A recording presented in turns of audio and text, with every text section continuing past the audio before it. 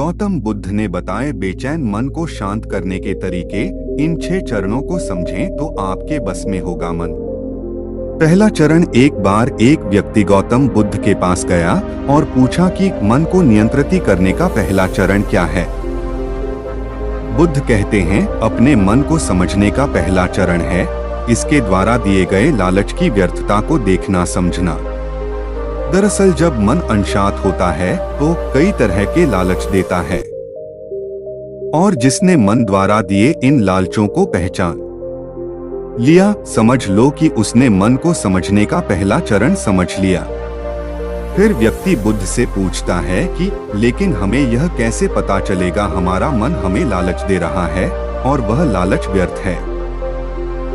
इसका जवाब देते हुए बुद्ध कहते हैं अनुभव से मनुष्य मन के लालच से जिस कार्य को अतिपूर्वक करता है उसमें उसे हानि ही होती है और हानि के बाद ही उसे अनुभव होता है।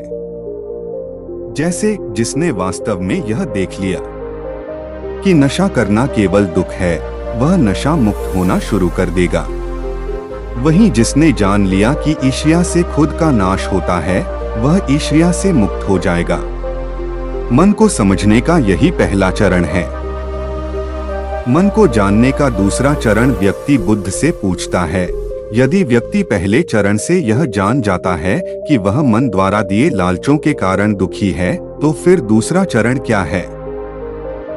बुद्ध कहते हैं खोज पर निकलना।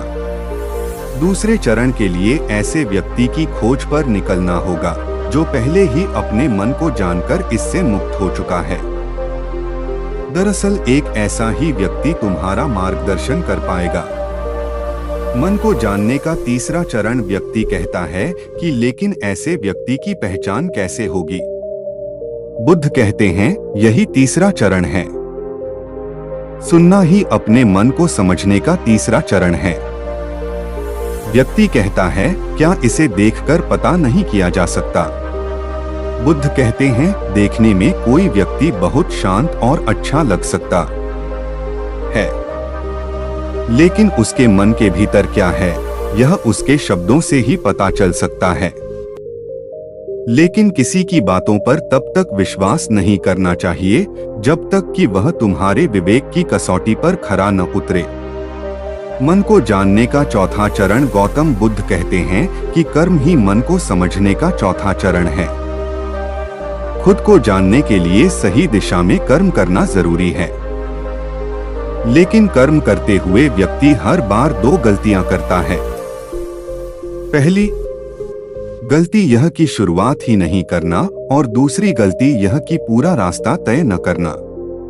इन दोनों ही गलतियों के पीछे हमारा मन होता है।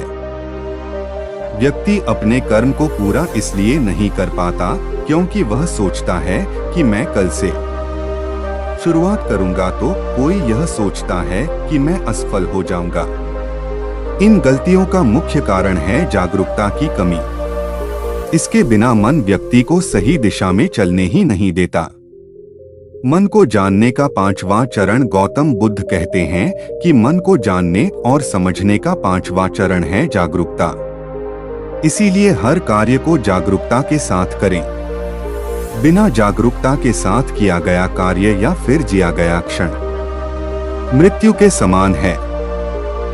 व्यक्ति बुद्ध से पूछता है अपने जागरूकता के स्तर को कैसे बढ़ाया जा सकता है। बुद्ध ने जवाब दिया ध्यान से। मन को जानने का छठा और अंतिम चरण। ध्यान ही मन को जानने, समझने और नियंत्रित करने का अंतिम चरण है। यानी ध्यान ही वह नाव है जिस पर बैठ मन रूपी नदी को पार किया जा सकता है। जिस व्यक्ति ने इन शुरुआती 5 चरणों से मन को जान लिया, उसने अपने मन को जीत लिया, उस पर काबू पा लिया।